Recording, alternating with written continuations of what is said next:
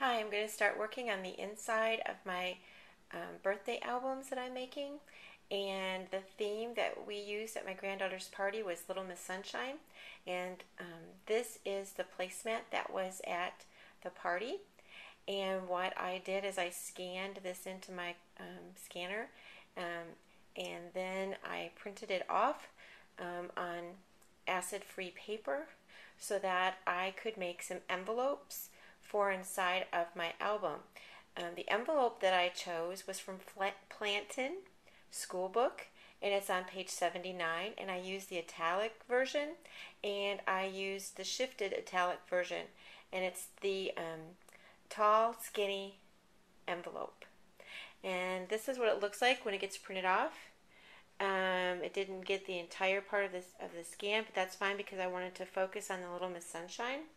And the size of these envelopes are 6¼ And I also made another one. This is from the back of the placemat, and it has the maze on it. In order to close my envelopes, I use little circles, and the circles that I punched out are about 3/4 inch. And I also use 4 white eyelets, and you will need some string, and I use embroidery floss. And this is the punch that I used, and I'm getting ready to make my envelopes. Before I glue my envelopes together, I put on my little circle closures, and I fold them up this way too so that I can see where I want to put my circle closures, but I do not glue them down until I get the eyelets put in the centers of the circles.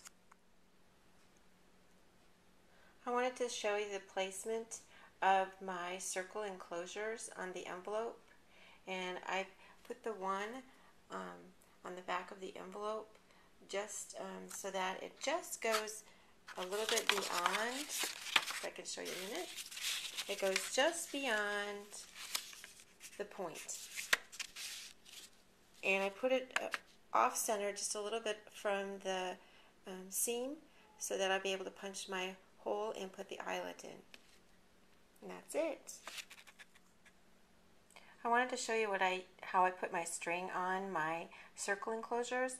I just make a slip knot, and I make it big enough to go around the circle, and then I pull down on it so that it's snug, and then I tie it off once, and then I just start wrapping it around both circles, and that's my enclosure for my envelopes. And that's what my closure looks like once I've put the embroidery floss on, or if you, like I said, you want to use string, any of that should probably work as long as it's thin enough to go between the paper that you punched, your circles, and the eyelet. I actually used a little bit heavier cardstock because kids tend to like to play with this part of the envelope when they look through their albums. And I also knot off the end of embroidery floss because there's 6 strands and they tend to start to come apart. So I just want to give you that little tip.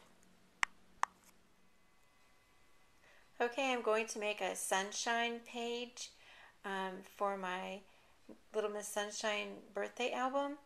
And what I did was I used the sun that I used for the cover, and I made it 7 inches. And I went ahead and I did make it twice because it's going to be 2-sided, and this is layer 1 and this is layer 2, and then I did layer 1 in a different color, and I did layer 2 again, and I also did the main image in brown so that the eyes and the mouth will show through. I just added layer 2 to layer 1 on both of my suns, and I lightly taped them because I am planning to use my sewing machine to stitch around the edges. This would make an excellent quilt applique, but I'm using this as a page inside of my book. I just put the main image between both of my suns so that I'll be able to make this a 2-sided page. Just one thing you need to know is when you put the back on, try to make sure that you have the face going in the same direction, or you'll have a face going too far to the right or too far to the left. I'm now going to sew it on my machine.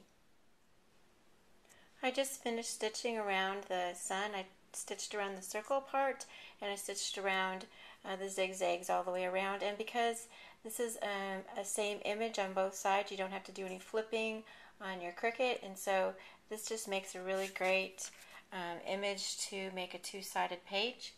I haven't tried it yet, but I would bet that you could use any other image and just use your flip button on your Cricut and make a two-sided page.